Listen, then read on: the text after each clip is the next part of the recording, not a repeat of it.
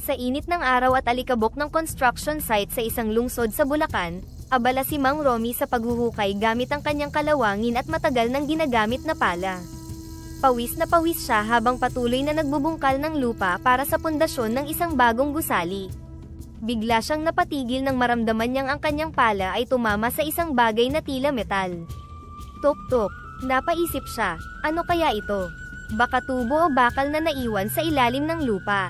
Dahan-dahan niyang hinukay ang paligid ng bagay, at sa gitna ng malagkit na putik, unti-unting lumitaw ang isang pala, ngunit hindi ito pangkaraniwan. Nagniningning ito sa ilalim ng sikat ng araw, tila gawa sa purong ginto.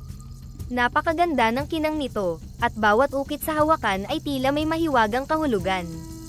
Nanlaki ang mga mata ni Mang Romy. Ginto, bulong niya sa sarili, hindi makapaniwala sa kanyang natagpuan. Napalingon siya sa kanyang mga kasamahan, na abala sa kanilang mga gawain. Mabilis niyang itinabi ang pala sa isang sako, siniguradong walang makakakita. Pag-uwi ni Mang Romy sa kanyang barong-barong, dali-dali niyang inilabas ang gintong pala. Ang kanyang maliit na mesa ay nagningning sa liwanag nito habang inilalapag niya ang pala ng maingat. Hinaplos niya ang makinis na ibabaw nito, naguguluhan ngunit namamangha. Paano nangyari ito? Sino ang magbabaon ng ganito sa lupa? Tanong niya sa sarili. Habang pinagmamasdan niya ang pala, biglang humaangin sa loob ng kanyang bahay, kahit nasarado ang lahat ng bintana. Napatingin siya sa paligid. Ano to? Biglang nagdilim ang paligid, at sa isang iglap, isang maliit na nilalang ang lumitaw sa harap niya. Halos mabitiwan ni Mang Romy ang pala sa gulat. Huwag kang matakot, Mang Romy, sabi ng maliit na nilalang, na may mahabang balbas, matulis na sombrero, at makislap na berdeng kasuutan. Ako si Bakunawa, ang tagapag-ingat ng pala na hawak mo. Hindi makapagsalita si Mang Romy. Hindi niya alam kung siya'y nananaginip o totoo ang lahat ng ito. Bakunawa, sino ka? At ano ang ibig mong sabihin na tagapag-ingat? Nanginginig niyang tanong. Ngumiti si Bakunawa at lumapit sa gintong pala. Ang pala na ito ay hindi pangkaraniwan. Ito ay puno ng mahika at may kakayahang maghukay ng yaman mula sa lupa, mga kayamanang matagal nang nakabaon at nakalimutan na ng panahon. Natigilan si Mang Romy, ngunit mabilis na pumasok sa kanyang isipan ang dami ng problema niya sa buhay. Kayamanan. Talaga, paano nangyari iyon? At bakit napunta ito sa akin? Napili ka Mang Romy, sabi ni Bakunawa. Ang mga taong may mabuting puso lamang ang maaaring makahanap at gumamit ng pala na yan. Sa kabila ng hirap ng buhay mo, nanatili kang matulungin sa kapwa at may integridad. Ngunit tandaan mo, ang pala ay hindi para sa kasakiman. Gamitin mo ito para sa kabutihan, o magdadala ito ng kapahamakan. Napaisip si Mang Romy, pero, paano kung malalaman kung ginagamit ko ito ng tama? Paano kung magkamali ako? Tumawa ng mahina si Bakunawa. Madali lang Mang Romy, sundin mo ang iyong puso. Gamitin mo ang yaman na mahuhukay mo upang magdala ng ginhawa hindi lamang sa sarili mong pamilya, kundi sa mga nangangailangan. Huwag kang magpadala sa tukso ng pagiging sakim. At isang mahalagang paalala, huwag mong ipagsasabi kanino man, maliban sa iyong pamilya, ang tungkol sa pala na ito. Kapag nalaman ng iba, maaaring magdala ito ng gulo. Napalunok si Mang Romy habang pinoproseso ang lahat ng narinig. Hirap na ang pamilya ko Bakunawa. Maraming beses ko nang naisip sumuko. Ngayon, parang binigyan mo ako ng pagkakataon. Pero natatakot akong baka hindi ko magampanan ng tama ang iniatang mong responsibilidad. Ngumiti si Bakunawa. Ikaw ang tamang tao para sa pala na ito, Mang Romy. Hindi kita pipiliin kung hindi kita pinagkakatiwalaan. Tandaan mo, ang tunay na kayamanan ay hindi lamang nasa mga nahukay mo, kundi sa kung paano mo ito gagamitin upang pagyamanin ang buhay ng iba. Tumango si Mang Romy, kahit na kinakabahan pa rin. Gagawin ko ang lahat ng makakaya ko Bakunawa. Pangako, gagamitin ko ito ng tama. Napangiti si Bakunawa at marahan na tumango. Mabuti, Mang Romy. Hindi kita iiwan. Lagi akong nandito upang gabayan ka. Ngunit tandaan mo, ang kapangyarihan ng pala ay sagrado. Huwag mo itong iwawaldas o ipagpapalit sa bagay na walang halaga. Sa sandaling iyon, biglang naglaho si Bakunawa, iniwang mag-isa si Mang Romy kasama ang gintong pala. Habang nakaupo sa kanyang maliit na mesa, Tinitigan niya ang pala at napagtanto niyang ito ang maaaring sagot sa lahat ng kanyang dasal. Ngunit kasabay nito, naramdaman niya ang bigat ng responsibilidad na nakaatang sa kanyang mga balikat. Simula na ito ng bagong kabanata ng aking buhay, bulong niya sa sarili.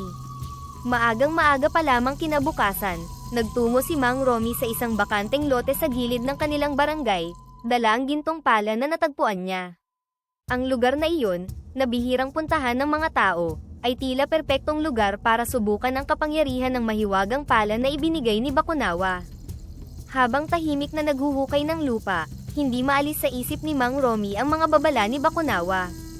Gamitin ito sa kabutihan, huwag sa kasakiman, paulit-ulit na sambit niya sa kanyang sarili.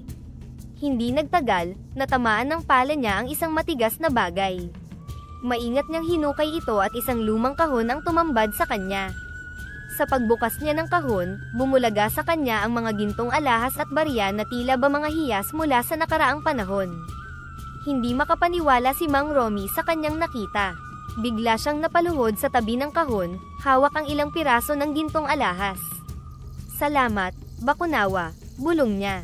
Dala ang kahon, agad siyang umuwi, puno ng pag-iingat sa bawat hakbang. Pagdating niya sa bahay, dali-dali niyang isinara ang pintuan at ipinakita ang laman ng kahon kay Aling Rosita, ang kanyang asawa. "Rosita, tingnan mo ito. Yaman mula sa lupa," tulad ng sinabi ni Bakunawa, ani Mang Romy, ang kanyang mga mata ay kumikislap sa tuwa at pagtataka. Si Aling Rosita, na nooy nag-aayos ng hapagkainan, ay agad na lumapit upang silipin ang laman ng kahon. "Diyos ko, Romy, saan galing ito? Paano ito napunta sa iyo?" tanong niya. Ang kanyang boses ay halos pabulong sa takot at pagkamangha. "Ito'y galing sa pala na natagpuan ko, yung gintong pala. May mahika ito, Rosita. Ngunit may paalala si Bakunawa tungkol dito, hindi ito maaaring gamitin sa masama. Kailangan nating gamitin ito para sa mabuti, para sa ating pamilya, at sa mga nangangailangan," paliwanag ni Mang Romy, habang maingat na ipinapaliwanag ang babala ni Bakunawa. Napaisip si Aling Rosita, hinahaplos ang mga gintong barya. Paano kung malaman ito ng iba? Paano kung may magtangka? Kaya nga kailangan nating maging maingat, Rosita. Walang ibang dapat makakaalam. Sa atin lang ito, sagot ni Mang Romy. Ang kanyang tono ay seryoso ngunit kalmado. Gamitin natin ito para mabayaran ang ating mga utang, para sa pagpapagamot mo, at para mapakain ng maayos ang mga bata. Tumango si Aling Rosita, ang kanyang mga matay lumuluha sa pasasalamat. "Salamat, mahal. Alam kong lagi kang may mabuting intensyon. Magtiwala tayo sa gabay ni Bakunawa." Magkasama nilang pinagpasyahan kung paano gagamitin ang yaman. Una nilang binayaran ang lahat ng kanilang utang, bumili ng mga kinakailangang gamot para kay Aling Rosita, at saka nag-grocery ng sapat para sa ilang linggo. Sa kabila ng kanilang tuwa, hindi nila kinalimutan ang pangakong itinanim ni Mang Romy sa kanyang puso, na gamitin ang anumang yaman na kanilang nakukuha para sa kabutihan ng mas marami, hindi lamang para sa kanilang sarili. Sa pagtatapos ng araw, habang pinagmamasdan ni Mang Romy ang natitirang mga alahas at barya, napagtanto niya ang bigat ng responsibilidad na nakaatang sa kanya. "Rosita, ito na ang simula ng ating bagong buhay. Ngunit simula rin ito ng ating bagong misyon," aniya, determinadong gampanan ang tungkuling ipinagkaloob sa kanya kasama ang mahiwagang pala. Sa loob ng ilang buwan mula nang madiskubre ang mahiwagang pala, ginamit ni Mang Romy ang kapangyarihan nito upang maghukay ng karagdagang kayamanan. Isang umaga, habang siya ay naghuhukay sa isang liblib na lugar malapit sa kanilang bahay, natuklasan niya ang isang lumang baul na puno ng mga antigo na kagamitan at mga piraso ng ginto. Dala-dala ang mga ito, umuwi siya na may bagong plano sa isip. Pagdating sa bahay, agad niyang ipinakita kay Aling Rosita ang kanyang mga nahukay. "Rosita, tingnan mo itong mga nakita ko. Sigurado akong may halaga ito. Siguro panahon na para itayo natin ang matagal na nating pinapangarap na negosyo." Si Aling Rosita, habang sinisiyasat ang mga antigo na bagay, ay nagpahayag ng suporta. "Tama ka, Romy. Ito na ang pagkakataon para makapagsimula tayo ng bagong buhay. Anong klase ng negosyo ang iniisip mo?" "Naisip ko na magtayo ng isang hardware store," sagot ni Mang Romy. "Marami akong mga kaibigan sa construction na nangangailangan ng trabaho. Makakatulong ito hindi lang sa atin kundi pati na rin sa kanila. Sa mga sumunod na linggo, abala si Mang Romy sa pag-aayos ng kanyang plano. Naghanap siya ng angkop na lokasyon, inayos ang mga kinakailangang permit, at nagsimulang ipatayo ang kanyang tindahan. Habang nakaupo sila ni Aling Rosita sa kanilang sala isang gabi, pinag-usapan nila ang kanilang mga plano at pangarap. "Mahal, sigurado akong magiging maayos ang lahat," wika ni Aling Rosita, hawak ang kamay ni Mang Romy. "Nakikita ko kung gaano ka kasigasig. Hindi lang ito para sa atin, para ito sa kinabukasan ng ating mga anak." "Tama ka, Rosita, at hindi ko rin kalilimutan ang mga nangangailangan," sagot ni Mang Romy. "Ang yaman na ito ay hindi lang biyaya sa atin, biyaya rin ito para sa iba." Nang magbukas ang tindahan ni Mang Romy, hindi lamang ito nagsilbing pinagkukunan ng hardware supplies, kundi naging lugar din ito ng oportunidad para sa marami. Tinanggap niya ang mga kapwa manggagawa na nawalan ng trabaho, at binigyan sila ng bagong pag-asa at pagkakakitaan. Isang hapon, habang nag-uusap sila ng isa niyang empleyado na si Berto, ipinahayag ni Berto ang kanyang pasasalamat. "Boss Romy, maraming salamat po sa pagkakataong ito. Malaking tulong po ito sa amin, lalo na sa panahon ngayon." "Walang anuman yun. Alam mo, Berto, naranasan ko rin ang hirap na pinagdaanan mo. Tulong-tulong lang tayo dito," tugon ni Mang Romy, tapat ang ngiti sa kanyang mukha. Kinagabihan, habang nakaupo sa kanilang munting hardin, pinagmamasdan ni Mang Romy ang mga bituin sa langit, nagmuni-muni siya sa mabilis na pagbabago ng kanilang buhay. Bagamat umaangat na sila, nanatili ang kanyang pangako na gamitin ang kayamanang nakuha niya sa pagtulong sa iba. "Napakabuti mo, Romy," sabi ni Aling Rosita. Proud na proud ako sa'yo." Ngumiti si Mang Romy, "Basta't kasama kita at nasa tamang landas tayo, hindi tayo maliligaw. Magkasama nating haharapin ang hinaharap, mahal." Sa mga oras na iyon, nadama ni Mang Romy hindi lamang ang bigat ng responsibilidad kundi pati na rin ang init ng pagmamahal at suporta mula sa kanyang pamilya. Tinitiyak niyang ang bawat hakbang na kanyang gagawin ay patungo sa kabutihan, hindi lamang para sa sarili kundi para sa lahat. Isang tahimik na gabi, biglaang nagbago ang lahat nang sumiklab ang apoy sa komunidad ng mga squatter. Si Mang Romy, pauwi mula sa trabaho, ay napansin ang makapal na usok na umaangat mula sa direksyon ng kanyang dating tahanan. Habang lumalapit, ang mga hakbang niya ay pabilis ng pabilis hanggang sa naging takbo, ang kanyang puso ay lumulundag sa takot sa maaaring inabot ng kanyang mga kamag-anak, lalo na ang kanyang pinsan na si Aling Saling at ang pamilya nito.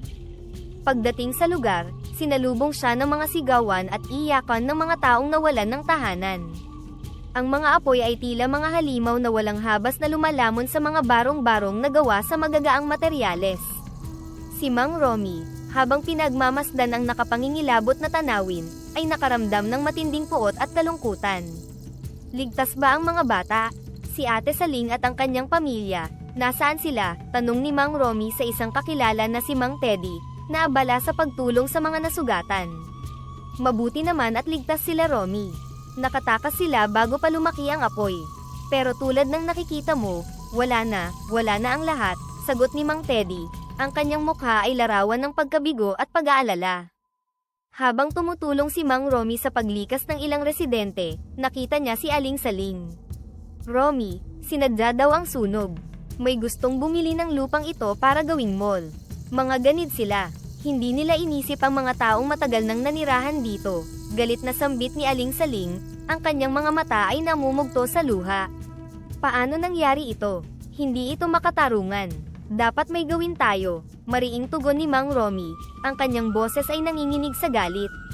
Sa gabing iyon, habang dahan-daang nawawala ang init ng apoy, at ang mga emosyon ng mga tao ay unti-unting tumitigil sa pag-alab, nag-uumapaw ang determinasyon sa puso ni Mang Romy. Nangako siya sa kanyang sarili na gagawin ang lahat ng makakaya upang tulungan ang kanyang mga kamag-anak at iba pang apektadong residente. Ngunit alam niyang kailangan niya ng mas malaking tulong para muling itayo ang komunidad. Habang pinagmamasdan ang mga natitirang abo, naisip ni Mang Romy ang tungkol sa mahiwagang pala. Ang pala na may kakayahang maghukay ng mga kayamanan.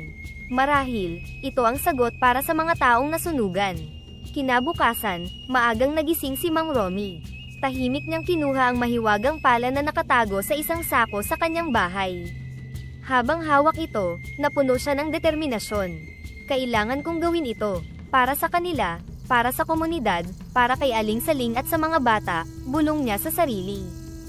Naglakbay si Mang Romy patungo sa isang bundok sa Pampanga.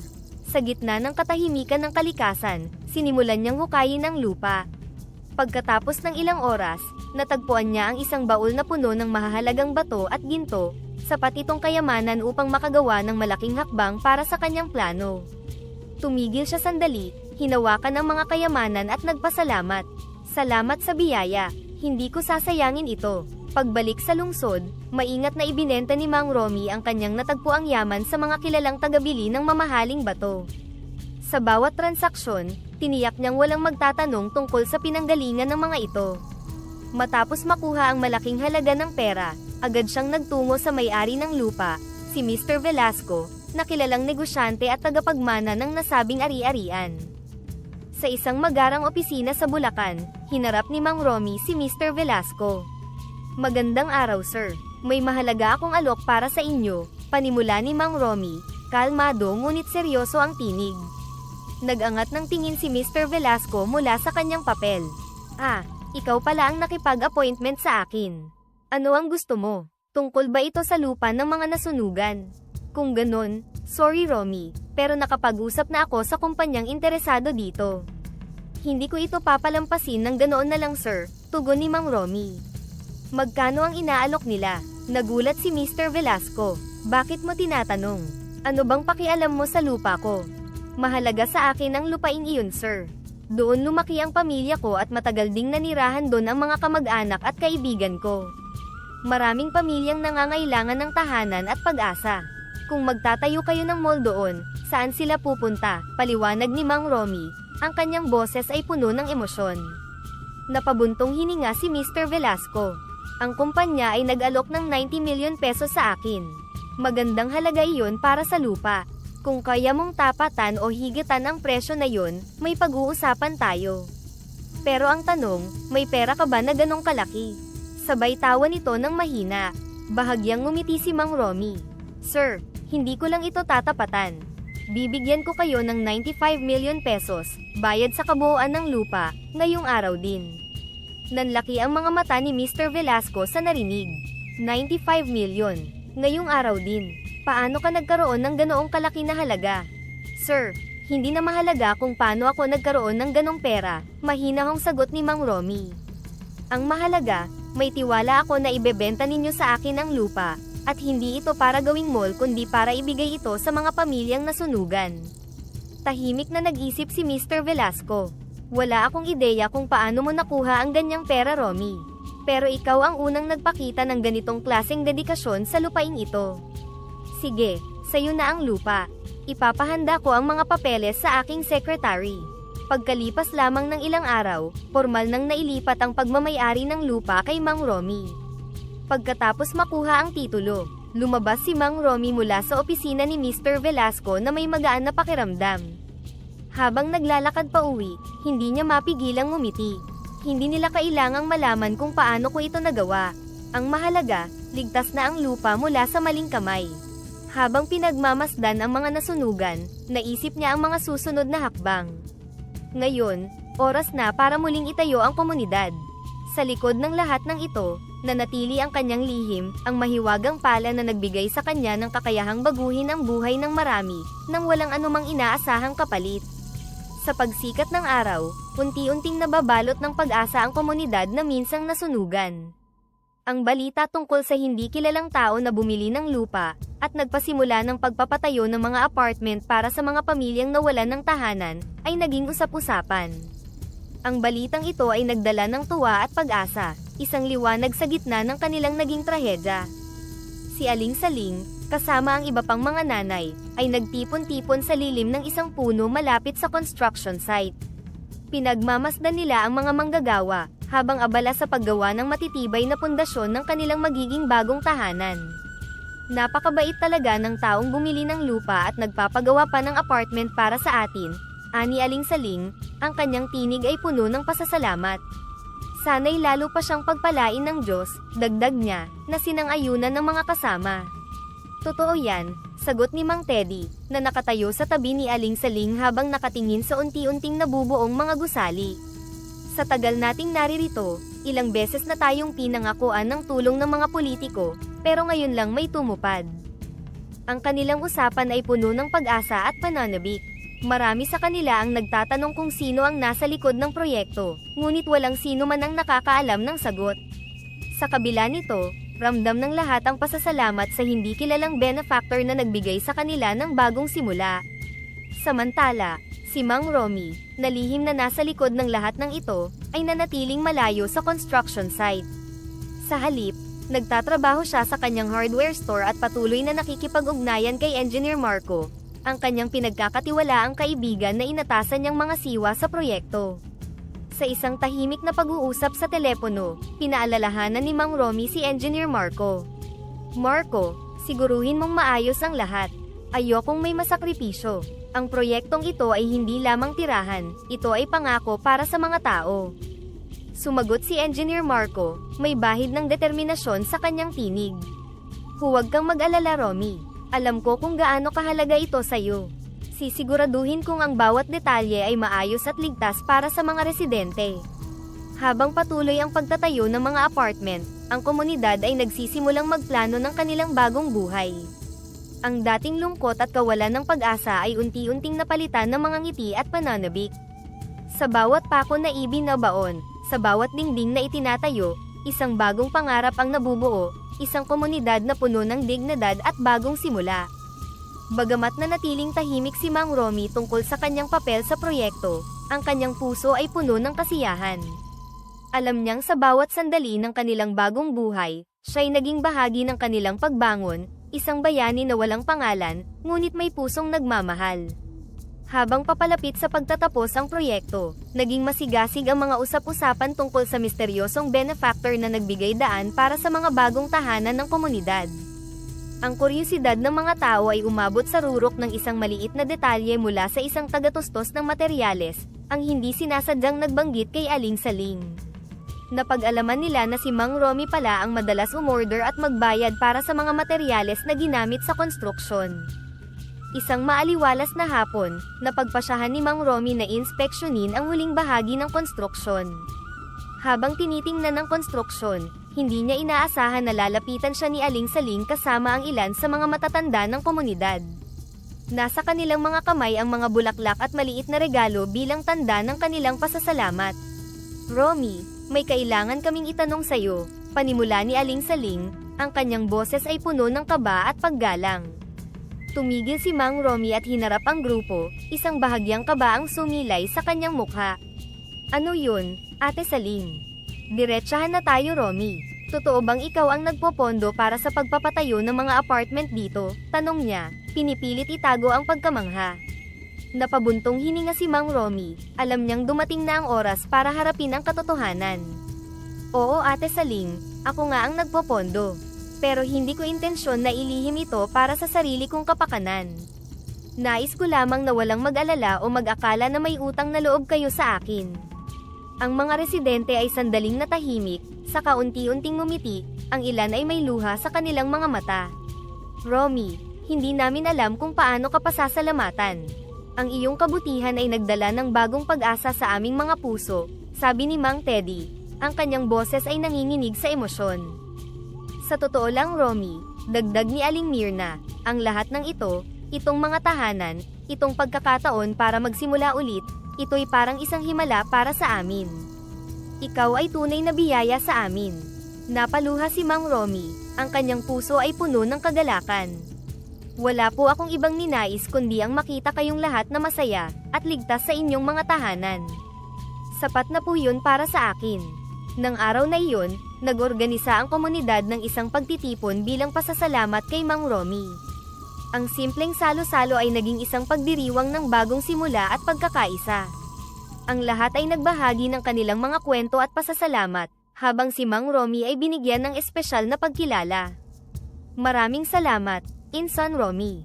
Hindi lamang sa apartment na ito, kundi sa pagpapakita sa amin na ang tunay na yaman ay nasa pagtulong at pag-aangat sa buhay ng iba. Mahal na mahal ka namin.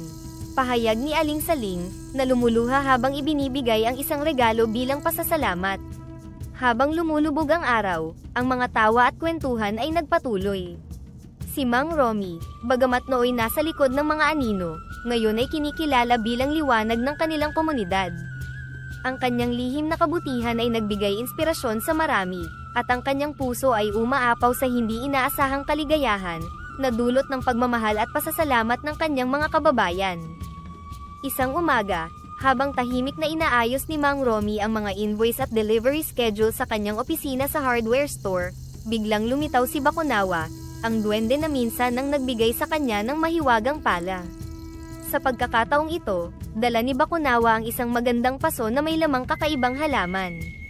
Mang Romy, bilang gantimpala sa iyong walang sawang kabutihan, at sa iyong dedikasyon sa pagtulong sa iyong kapwa, nais kong ibigay sa iyo ang halaman na ito, sabi ni Bakunawa, inilapag ang paso sa isang sulok ng opisina. Ito ay magdadala ng swerte at kasaganaan sa iyong mga pagsisikap. Napatingin si Mang Romy sa halaman, hindi makapaniwala sa kanyang nakikita. Bakunawa, maraming salamat. Hindi ko inaasahan na muli pa kitang makikita, at lalo na hindi ko inakalang magkakaroon pa ako ng ganitong klaseng regalo. Totoo ang iyong puso, Romy, at nararapat lamang na pagpalain ka pa ng higit, sagot ni Bakunawa, ngumiti ng matamis. Habang umuunlad ang negosyo ni Mang Romy, napansin niyang may kakaibang bisa nga ang halaman. Mula nang ilagay niya ito sa kanyang opisina, mas dumami ang mga kliyente at proyekto na kanyang natanggap. Hindi lamang ito, kundi lalo pang naging maayos ang takbo ng mga operasyon, at ang kanyang mga empleyado ay mas naging masigasig at masaya sa kanilang trabaho. Isang hapon, habang nagsasara ng ilang kontrata, bumisita sa kanya si Engineer Marco. Romy, hindi ko alam kung paano mo ito nagagawa, pero napakabilis ng paglago ng ating kumpanya.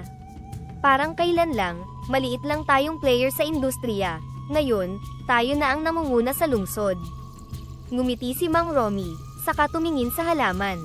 Marco, may mga bagay talaga na mahirap ipaliwanag. Sabihin na lang natin na may mga pagpapala na dumarating sa atin sa mga paraang hindi natin inaasahan. Nagkaroon sila ng mahabang pag-uusap tungkol sa mga susunod na hakbang para sa kumpanya, lalo na sa pag-expand sa ibang mga rehiyon. At plano din nilang itayo ang mas maraming pabahay at commercial projects na makakatulong sa mas marami pang tao. Sa pagtatapos ng araw, nang mag-isa na lang si Mang Romy sa kanyang opisina, napaupo siya at pinagmasdan ang halaman. Salamat, Bakunawa, bulong niya. Salamat sa tiwala, hindi ko sasayangin ang biyayang ito. Nagbigay ang halaman hindi lang ng material na yaman, kundi nagpasigla rin ito kay Mang Romy na ituloy ang kanyang misyon na pagandahin ang buhay ng kanyang mga kababayan. Ang kanyang tagumpay ay nagsilbing patunay na ang tunay na yaman ay nasa pagtulong at pag-aangat sa buhay ng kapwa, prinsipyong patuloy niyang itinataguyod sa bawat proyekto at desisyon.